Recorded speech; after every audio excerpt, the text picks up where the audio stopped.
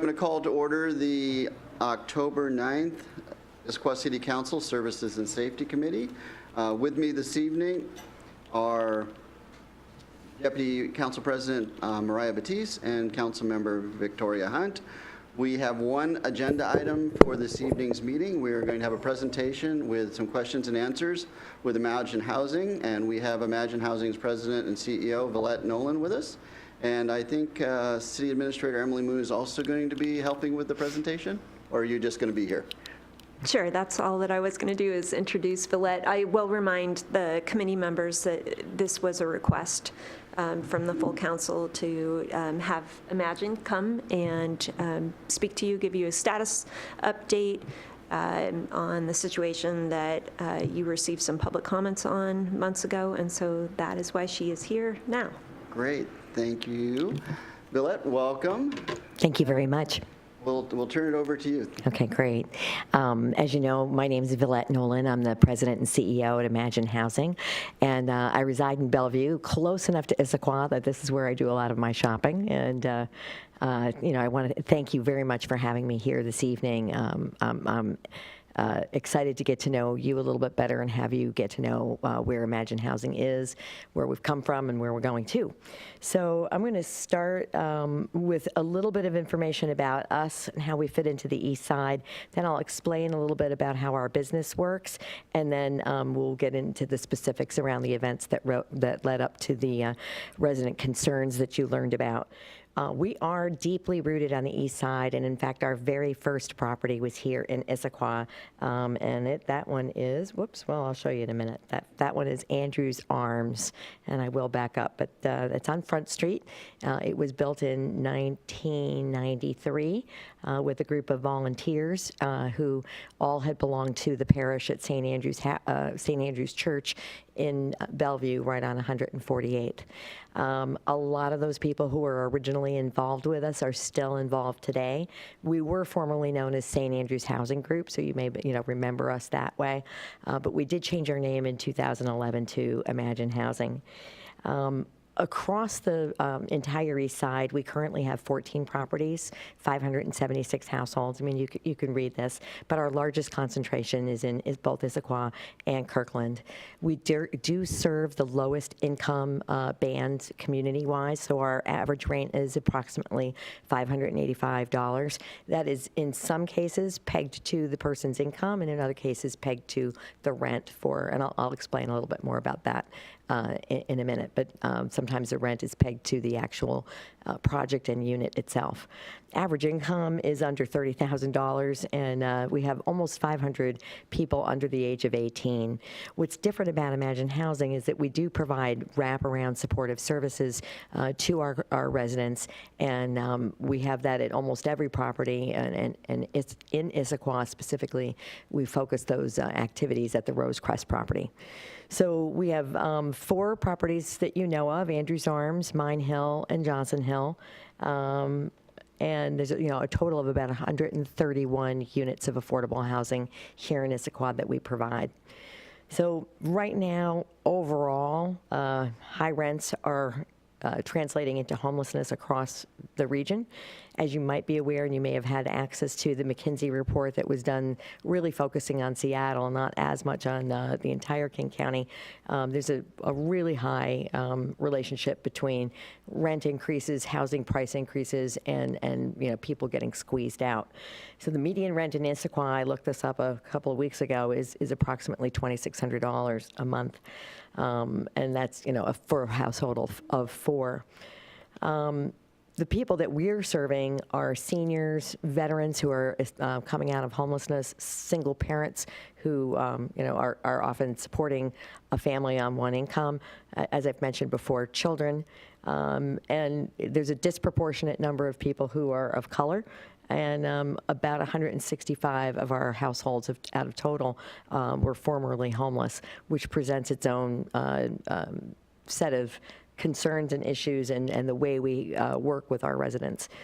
So the programs that we have fall into 4 main categories, and there's a real blend. So we can't say, okay, this person is getting this service at this moment, because they all kind of go together.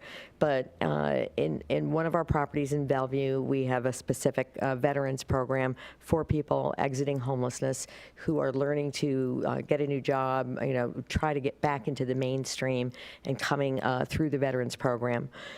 At all of our properties, we have community meals and events. So upcoming, there'll be Halloween parties wherever we have kids. There'll be Thanksgiving meals. There'll be holiday parties in the month of December, and all of those things are kind of ongoing throughout the year.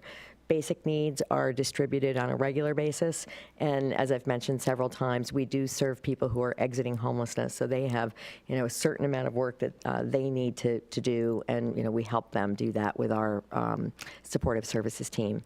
We do work with about 75 different partners across the east side, and several of them are right here in Issaquah, the food bank. You guys know better than I do all the services that Issaquah offers. So now I'm going to tell you a little bit more about how our world works, and I don't mean to use the word tell, I hope to say explain. We are, almost every single one of our properties is formed as a result of a public-private partnership. So whether we're acquiring a building that already exists or building something from scratch, we're working with both public entities as well as private entities. And I want to say thank you, because through the funding of Arch and King County, many of our properties have got money from the city of Issaquah that has helped across the East Side region. So in general, you can look at private debt public money being approximately 30% of any one project. That money does get paid back. Some of it after, there's what's called a kind of a waterfall effect. But once a project is financed and we are collecting rent, we have expenses, all of our partners then in turn get paid back.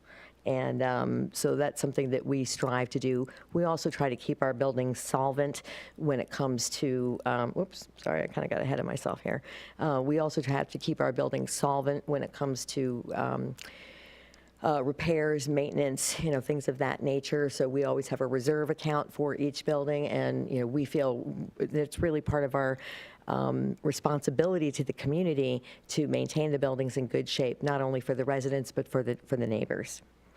So I'm wondering if I've accidentally hidden a slide. If you'll bear with me for just a second. Nope, I did not. Okay. So we also, because of the covenants that we are in with public funders, we are obligated by the Washington State Housing Finance Commission, which we refer to as WSFIC, to abide by their rules. I mean, every industry has their acronyms. We are abiding by their rules when it comes to our leases and covenants with the residents. So one of the important things is that each household does have to recertify their income with us every year. We're subject to an audit, and so we treat this as a 100% compliance. We have to have every single household recertify, and every member of the household has to certify that's over the age of 18. If you don't do this, it causes problems, down the road, and so I hate to show you an eye chart like this, but this is another significant restriction and covenant that we abide by. This is the rent that gets published every year by WSFIC. It comes out generally in April of each year, giving us the guidelines on what we can charge at a certain income band for any given apartment, and it's driven by size of the apartment as well as size of the household. Okay, so one of the, okay. I'm going to back up and stay a little bit conceptual. One of the services that I believe that Arch provides to the cities and to us is an annual kind of audit, if you will, of what we're charging for rent, what we've got in reserves, and how healthy our portfolio is. That's in order, again, as I said before, so that we can pay back the public monies that have been given to us, and so that we can keep the portfolio healthy and the community healthy.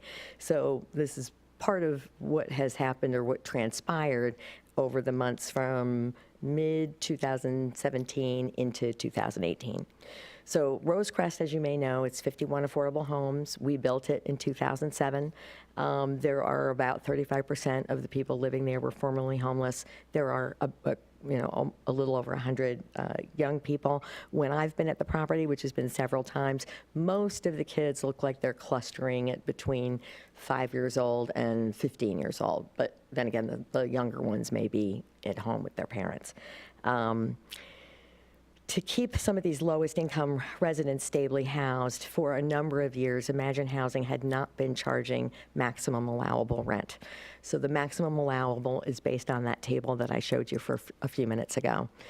That creates an ongoing problem. You know, if you don't charge maximum rent and that continues, you're falsely keeping, I say falsely, you're keeping people's expenses low, which is favorable, but over time, the property degrades, other things start to unravel. In 2017, we did have one shared property manager. We do outsource our property management to a company called FPI. That person worked at several properties, Johnson Hill, Mine Hill, and Rosecrest all need property management. So it was a part-time person. And we had one shared supportive services staff, as I mentioned, similar properties located nearby.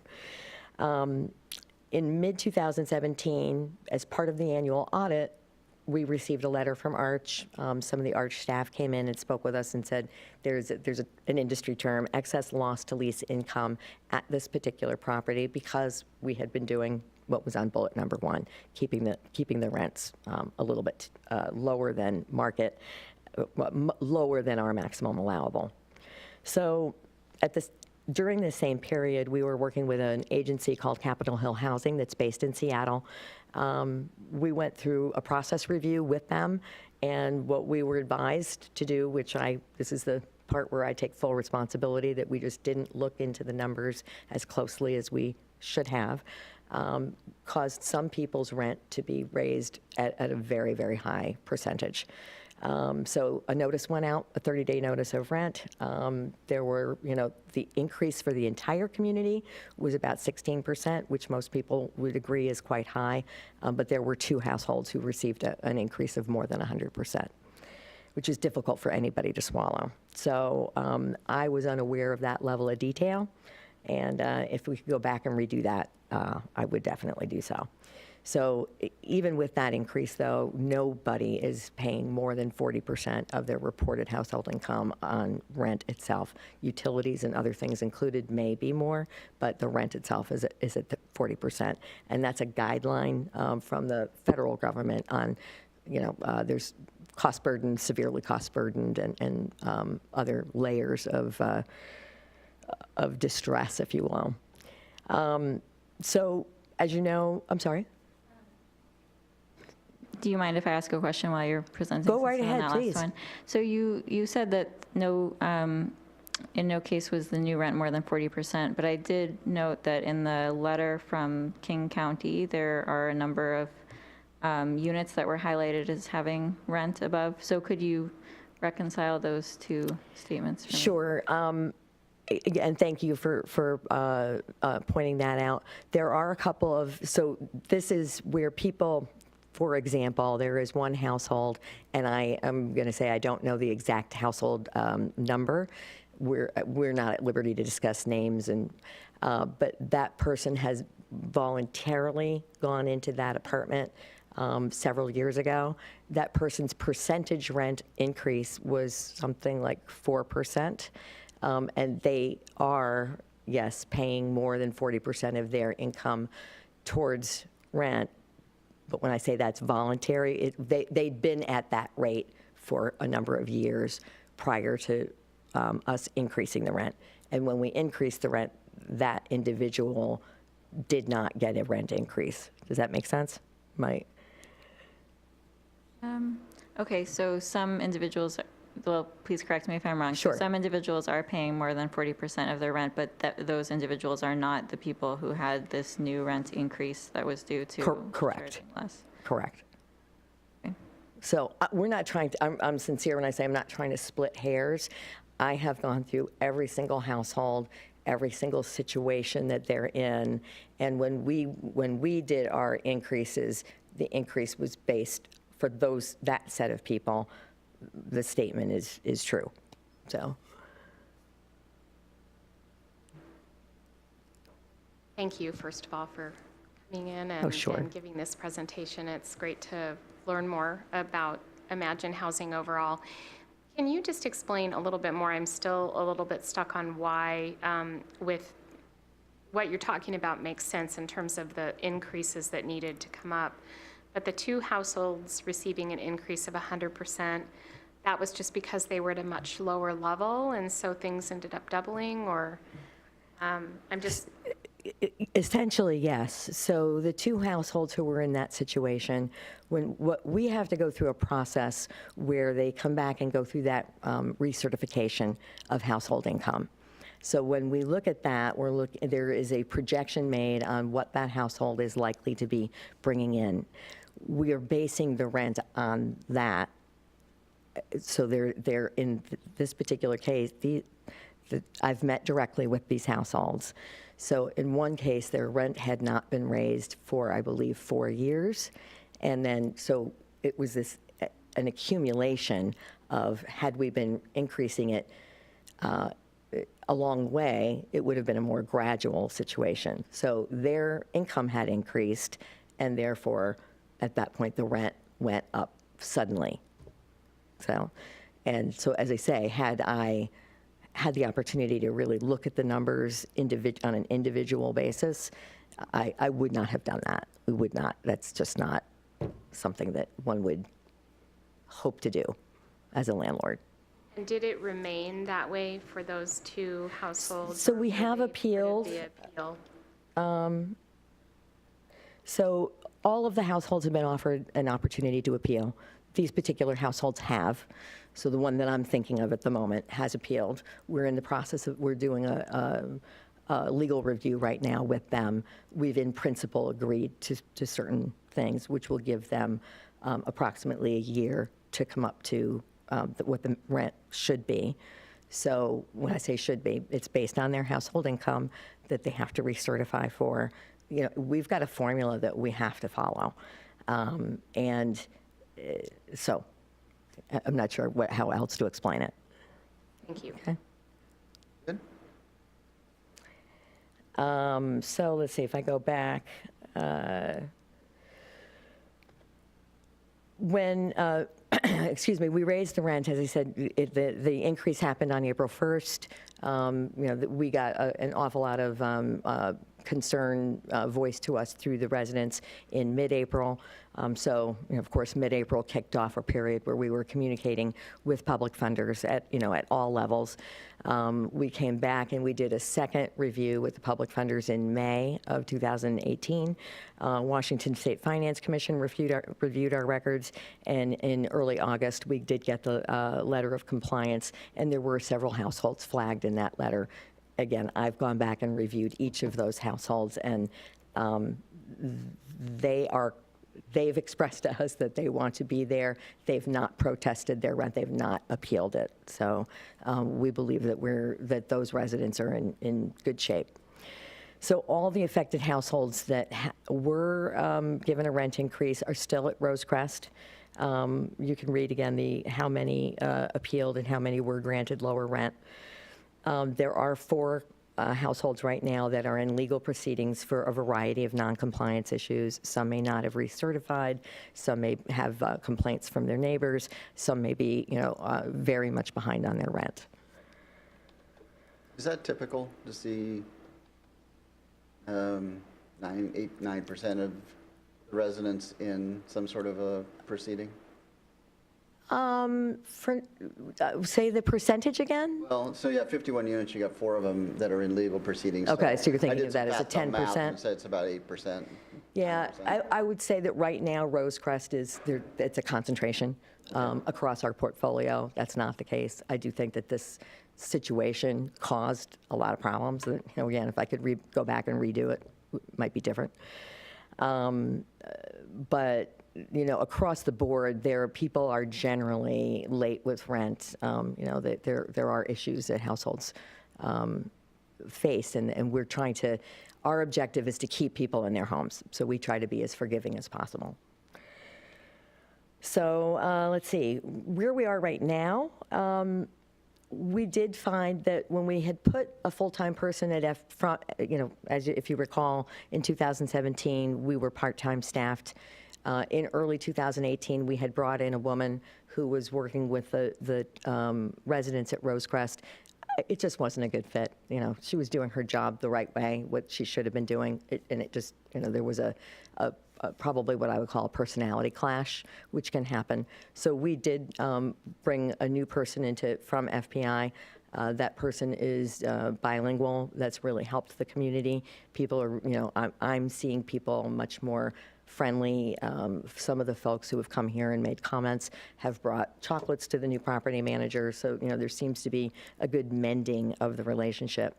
I've personally gone and met with several households. I've gone to several of the community dinners. Community dinners continue to happen almost every week. If it doesn't happen, it's because there's some sort of conflict that we can't make it happen. We are making a lot of improvements to the community space. I'm really intent right now that the outside area stay looking clean. There are dumpsters there where residents unfortunately leave things on a regular basis. And we believe that sometimes people from elsewhere in the community may know that, there's a dumpster there that they can get into. So I think one of our next moves is we're going to be installing security cameras so that we can see who's leaving large objects at the dumpsters. I'm committed. I want it to be clean and look like the rest of the community. We've also made some investments through the HOA. I'm not sure if you're aware, but we're right up on the back of the hill, and there was some potential structural concerns there, and we've gotten those addressed as well. So, I'm really committed to making lemonade as much as we can out of this. I think it's a great community there. The people who live there, the apartments that I've been in, people are really taking pride in their community. Their homes are clean and neat inside. There's a lot of young students there. I'd like to see in the summertime more support if we can get it so that some of those kids can get into a program. Because right now the parents don't have enough money to get the kids into any kind of a summer camp kind of a thing. And I'd like to see us being able to support the community that way. So I'm happy to go back over any details, anything else, any questions that you've got? What other questions do we have? Councilmember Hunt? Sure. So we had a number of people come to our meetings to express concerns, including, and then also an email that detailed some of those concerns from Sochi Makovich, who's the director for Washington Community Action Network. And so I'm wondering, because these concerns were expressed to us, I'm wondering if there were policy changes that you have made or changes to management policies in particular that address some of those concerns that were expressed by the residents, and I'm sure they were also expressed to you and to the management FPI. Yeah, there have been. I think there's much greater scrutiny on how we handle communication with our residents. I think there's much greater scrutiny on the whole, ensuring that we are not going inadvertently or in any other way, putting people at an undue hardship. One of the things that we have had in place are practices, but not the policies around that. So we're in the process right now of putting together a whole resident community participation plan that will be getting approved by the board. So those things are in progress. At one of our other properties, we're experimenting right now with getting the only word that's coming to mind right now, I'm thinking PTA, and I'm like, that's not quite right. But it's, it's a resident council to help us, how does that particular community want to run? So I'd like to be seeing that, we're using that as a pilot to go across the rest of our communities. And I expect that we'll be doing something like that at Rosecrest. I can't say if it'll be this year or next year, but, for example, one of the things I put on this slide is it planned landscaping and other exterior improvements. One of the things that we're doing that's a difference in how we do business is we'd like to establish a fund for landscaping and actually have the residents manage that fund, have them tell us how, this is the kind of plantings we want, let them pick it out, let them help direct that, which gives a lot more, we think, engagement and commitment to the community. So those are things that we're doing at its operational level as well as at the policy level. Okay. Could you explain your policy regarding the unit size match to the number of people, and if there's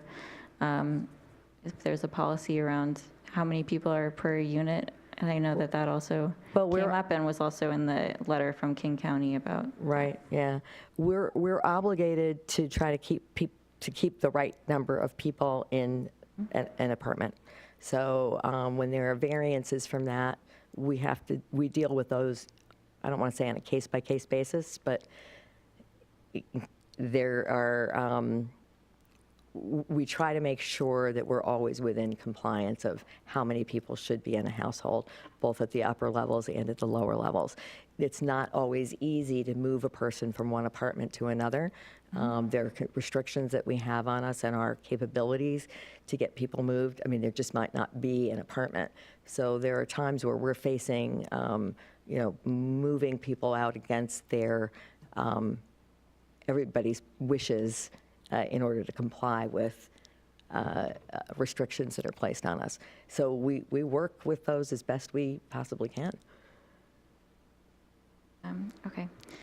And then my last question was about eviction policy and under what circumstances you do evict people and what notice you give, because we did have a number of comments about the eviction policy. Sure. And I wondered if it had changed or if it was being implemented differently or if there were any changes around that. So the eviction policy is something that there were a tremendous number of comments around that, meaning from Washington Community Action Network. They used the claim that we had frivolous eviction notices, we were harassing the residents. It's a very standard industry practice when someone is in violation of their lease for a variety of reasons to put what's called a 3-day notice to comply or vacate. That is not an eviction notice. It may sound like an eviction notice, and the language may be harsh, but it is something that is saying you're out of compliance with your lease, and we need to help bring you back into compliance with your lease. So those things can vary from drug dealing on a property to excessive noise, to threatening another resident, to not paying your rent, to not filling out your paperwork. So there's a variety of reasons why a 3-day notice may be issued. We had a couple of households who were claiming that they had frivolous notices and frivolous notices of noncompliance. So let me get really clear. I reviewed those notices. I reviewed the film footage that we have. It looked to me as though we were adhering very closely to, these are things that you need to come into compliance with. There was nothing that I could see that was out of the ordinary. When a person or a household has a number of things that happen all at the same time, the property management industry has been, it's a best practice to separate those incidents, because otherwise it's too difficult to try to deal with one big ball of wax of you've done this, this, this, this, and this. So with the eviction notices, as I've looked really carefully into this, no one has actually been evicted from the property. We haven't given an eviction notice. No one has been pushed out. We don't take eviction lightly at all. Since I've been with Imagine Housing, which is 2 years, portfolio-wide, I believe we've evicted 5 people, 5 households, and that's been for breaking the law, starting a fire, doing things that they cannot do. We have buildings with hundreds of people living in them, children. We have to make sure that the building is safe for everybody. So we we don't take it lightly to evict someone. When we do it, it's usually something really serious. Or the non-serious issues are people not paying their rent, not being able to pay their rent.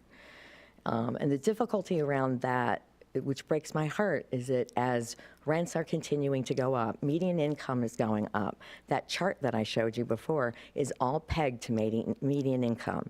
So as everybody becomes more wealthy and certain people's jobs are compensated at higher levels, especially here in King County, where, it's great to have the wealth that we have. That in turn pushes everything up, and the people who are living on a fixed income, they suffer the most. And that's rough. So, I hope I answered the question. We just don't, our eviction policy is, I can't say you have to, I can't say you have to break the law to be evicted, but you have to be, it has to be serious. It's our objective to keep people in their homes. Okay. And so just my last question is, it sounds like a lot of this, there was sort of a communication, or there were different information that was being communicated in different ways. And so are there any specific policies about communication or about any of the issues that were observed in April and May, that specific policy changes that are going on, other than, I see that one person was replaced, but that also. Yeah, no, I understand what you're saying. And so, also the time, I know you said you would keep an eye on the time of the timeliness of updates to the rent increase, but is there a specific policy that will be implemented to that Here's effect? what I'd be really happy to do as a follow-up to this conversation, is I wish I brought the policy with me. We are in the process of updating. It's a very specific 5-point policy. Okay. We do currently, for example, survey our residents every year. We're looking to expand that to include questions about different kinds of things, and what we currently ask them questions about is property management, so we're looking to expand that. We have not ever had these resident councils before, so we're baking that into the policy. So there's 4 or 5 things that we have an internal committee that's reviewing it. It's going to governance, and so I'd be happy to share that with you. Okay, thank you. Yeah. President Batiste? So in regard to what had happened with Rosecrest and it not keeping up, the rent remaining lower, are there other properties where that is the case within Imagine Housing right now? We took this last January and April was when we raised all our rents across the portfolio to come up to where we should have been. And so I think Rosecrest was one of the properties that was affected the most. Okay, and so that would be in terms of the letter that came from King County when they're talking about best practices, that is something that they were talking about, just in terms of best practices and keeping up with where the rent should be. So it sounds like that now across the board has been correct dealt with. And does the Now, I will say, we will be going through another rent increase in 2019. It's foreseeable that rent goes up every year. Okay. And then is it still the policy to communicate that and just within 30 days? So I would like us to be doing it a lot longer than that, in advance than that. So, we're required to do it in 30 days in advance. I think it's best practice to have a more open level of communication with people. And so, I do know that. An extended time period. Yeah, I don't know that I feel comfortable saying that we can commit to, it'll be 60 days in advance, 45 days in advance. I think that one of the things we need to make clear to people when they move in is that rent is probably going to increase every year. Our rent, some years rent goes down. So whatever is published by the public funders, if something was to change economically, rent may go down. So it generally goes up in the last 10 years. It's gone up about 3% every year. But if I'm a tenant, I would know, that would be communicated to me, that if rent were to increase, it could happen within 30 days and it would be in the month of. Yeah, well, we can't start in January, or I would understand that if I were a tenant. That's communicated. I'm sorry, I'm not sure I understand the question. So if I'm a tenant at Imagine Housing, I would understand coming in that my rent could increase on an annual basis, but I would Correct. be told when That you should know, would you should know happen. 30 days in advance of that happening, at Could a that minimum. just happen at any time, or? No, would it no, be- no. Oh, I'm sorry. Now I understand the question. Okay, sorry. I was like, Sorry about that. no, no, no. No, we cannot raise the rent more than once a year. That we're restricted. So everybody would know it's December or January? or- Exactly. Okay. Exactly. Okay, that's what I was trying to get to. Sorry. Thank you. Yeah, that was an easy question. It can only go up once a year, and we just cannot. So that was one of the other concerns that kind of got published by Washington Community Action Network, that we were increasing rents willy-nilly. Well, we cannot do that. So we had agreed to appeal some people's rent, and so therefore, yes, their rent was on a graduated scale going up, but that's not that we're saying, okay, well, this month your rent is this much, and next month it's a different amount. It's an agreed-to schedule. Okay, thank you. I just have a couple of questions, and I'm our lone Tallis resident, so I'm a Rosecrest neighbor, so it matters. So Rosecrest is one of 14 properties that Imagine Housing owns and operates and manages. How do you think it compares? I mean, we talked a little bit earlier about, are we consistent here with Rosecrest's other Imagine Housing properties? And I guess what I'm driving at is there something unique about this property that is more prone to problems, or is it just a bad confluence of events, or? That's a really interesting question, and I've asked myself that same thing, and here's how I would answer it. Our properties tend to cluster into groups based on who lives there. So, for example, we've got 3 different properties that are senior properties. People are 62 or older. Some of them are in their 80s and 90s.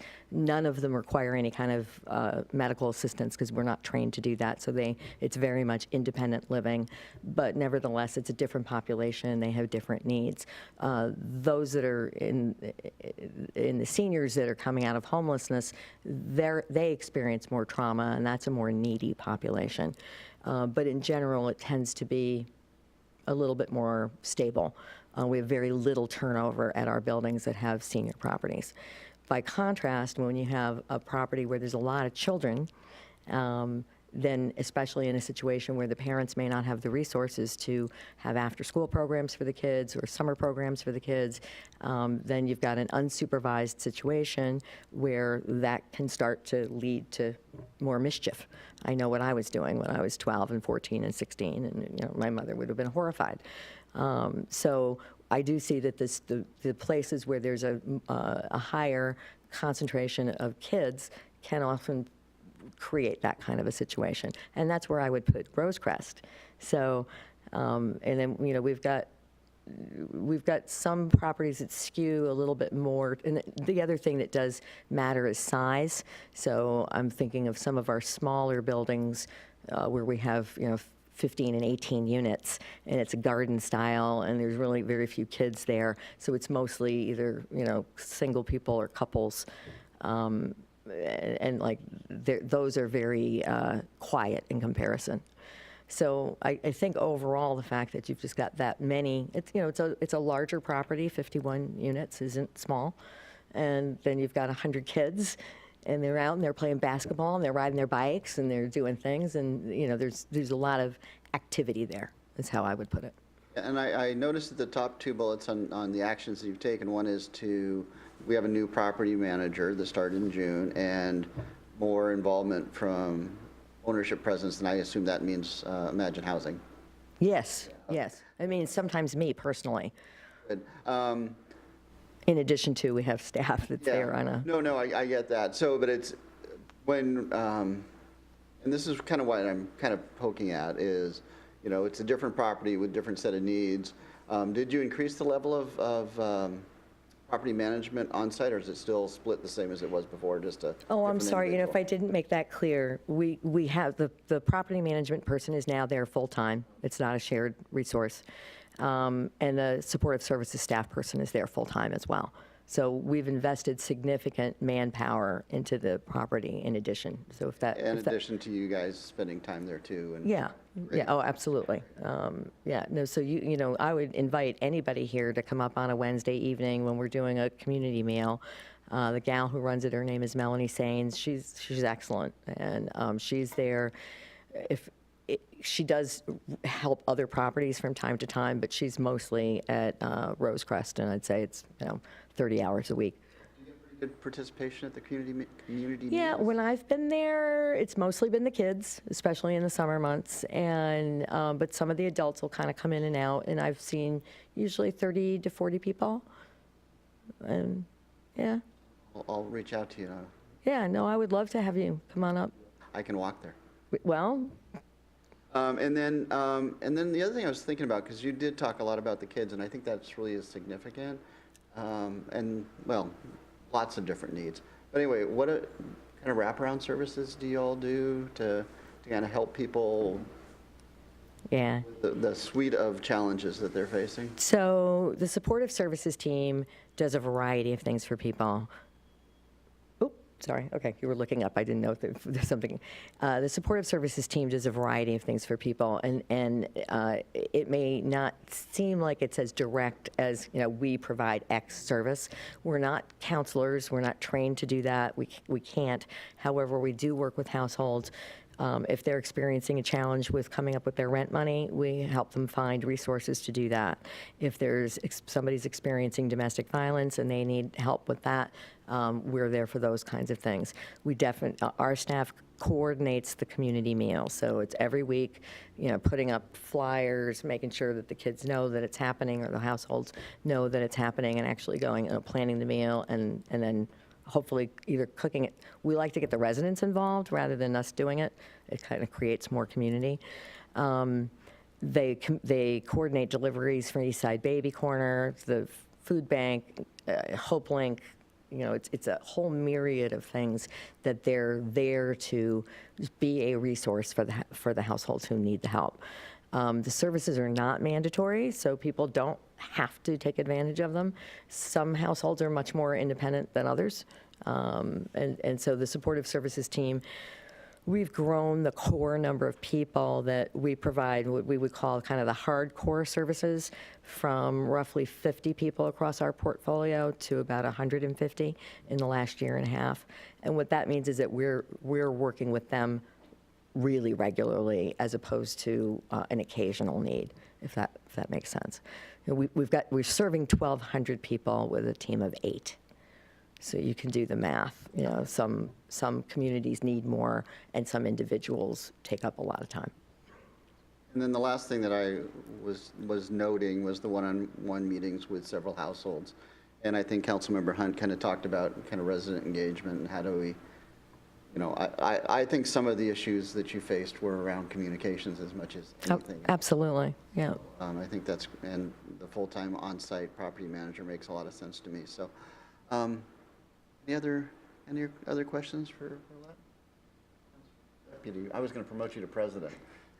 Deputy President Batiste. Thank you. Is it your intent as we're going through grant funding and that kind of thing to also meet with our Human Services Commission and to present some of this material? We would love to. If I don't know what the protocol is around that, so I'm kind of new to some of these proceedings. But yeah, we'd love to. We depend on Issaquah. We depend on the funding that all the cities give us through the combined grant and through the ARCH grants. I would just think for Issaquah that would be a good idea. Yeah, thank you very much. Important idea. City Administrator Moon, you want to opine? Thank you. Read that baseball slide signal well. I would just like to mention that David Fujimoto, who serves as our current liaison to that board, and I have spoken about Villette coming to this meeting tonight. He's been keeping the board apprised of the council conversations and plan for Villette to be here tonight. And so I'm anticipating that they will watch this. And David has opportunity to share the packet materials with them as well. And so after that occurs, then we can follow up with them to see if there's an interest in having Villette attend. And there will be opportunities, of course, through future grant application cycles. Great, just wanted to make sure they're wrapped into Okay. the process as we're talking this through. Councilmember Hunt? Thanks. I have a few more questions about the King County letter that was provided. So I had asked about the households that have higher rent than 40%. And I noticed that in the letter, they are recommending making every reasonable attempt that no more than 30%. And so could you help me explain why the tenants, my understanding was that the tenants chose to remain at a level of rent, is that right? And I'm trying to understand why they would do that if they could pay less. I'm going to say this in a way I hope. This was a hard concept for me to understand, and I don't mean that in a condescending way, like, you don't get it because you're not smart enough. I know of one household that was living at one of our other properties that requested a move. It's a single parent with a child, and that person wanted to move from Kirkland here to Issaquah. I don't know why. I'm going to guess it may have had something to do with schools. The person knew what the rent, the person wanted a 2-bedroom apartment and knew that the rent for that apartment was, I don't know what the rent for the apartment is. Let's just say it's $1,000 a month. That may have been on the edge of what that person could afford, but maybe they were willing to make that sacrifice to be there because, the rent is what the rent is. When that person moved in, which was 2 years ago, we knew what the rent was going to be. We were, when I say obligated to that, these are the rents that get set by the public funders. So when this person moved in, they knew that that was the case. Maybe you're willing to spend more than that percentage, the 30% guideline. If we held everybody to the 30% guideline, we'd be moving people out all the time. This is the part that I said it was hard for me to get my head wrapped around that. I mean, there were times in my life where I was paying way more than 30% of my income towards my household expenses.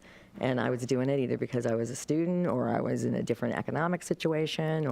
So for us to adhere to that means that as the rents go up, so therefore must people's income. And some people's income can't go up. That particular household, there's children with disabilities. And, but somehow that household is paying their rent. And when we say, would you like, they didn't get it, they didn't receive, that household did not receive a big increase. So when King County reviewed, they reviewed the entire rent roll for everybody, not just those who had a rent increase. Mm-hmm. So then to follow the recommendation to make every reasonable attempt to income qualify households and such that 30% of the tenant's income goes to rent, would you, to meet that recommendation, would you be explaining or recommending that they might be able to qualify for a lower rent but would have to? Well, if they'd have to move. So you would have to move. They'd have to move, and they'd probably have to get into a smaller apartment. Mm-hmm. And, here's what I would say. I don't know if you've been up to the Rosecrest property. It's beautiful. I mean, I go up there, I'm like, wow, I would live here. I've been into the apartments. They're gorgeous. So if this person wants to live there, if this household wants to be there and have access to Issaquah schools, and it's a safe neighborhood, otherwise, on what grounds am I going to tell that person they have to leave? Right. I'm just trying to understand how you would enact the recommendation. Well, and that's where it gets sticky. It's like, how do we? We either lower the rent, which we're not really, if we can't be lowering rent for one person and not lower rent for everybody, right? So there becomes, fair housing laws start to come into it. So whatever we do, we have to do it uniformly. Mm-hmm. So for a household like that, as I say, this was hard for me to be like, wait a minute, what? But if we had to say to that person, well, you got to go, you're paying too much of your own income on rent, and we're going to put you in a different place, and it's going to be, first of all, there has to be something available, and what if it's too small, or doesn't suit their needs, or isn't where they're near their job? And then the other recommendation was to increase rents as allowed on a timely basis, and so my understanding. I'm sorry. Sorry. The other recommendation was about the increasing the rents on the timely basis, and so that my understanding, based on the earlier conversation, was that that's every year, and it would just be, that would be the new standard for That's the new increasing. norm.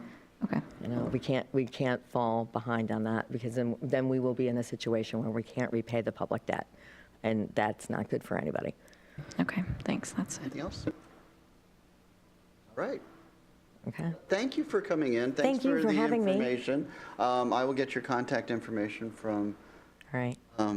Emily, and I'd love to walk over and join you guys for Yeah, dinner some night. we would really welcome that. That would be great. So, okay. Do I have to push any buttons to be done? Okay. You are free. All right. And since there's nobody in the audience, I'm going to guess no public comment today.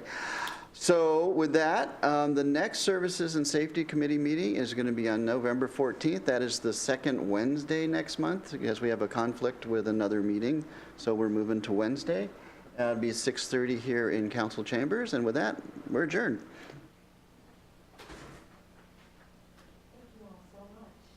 Thank you.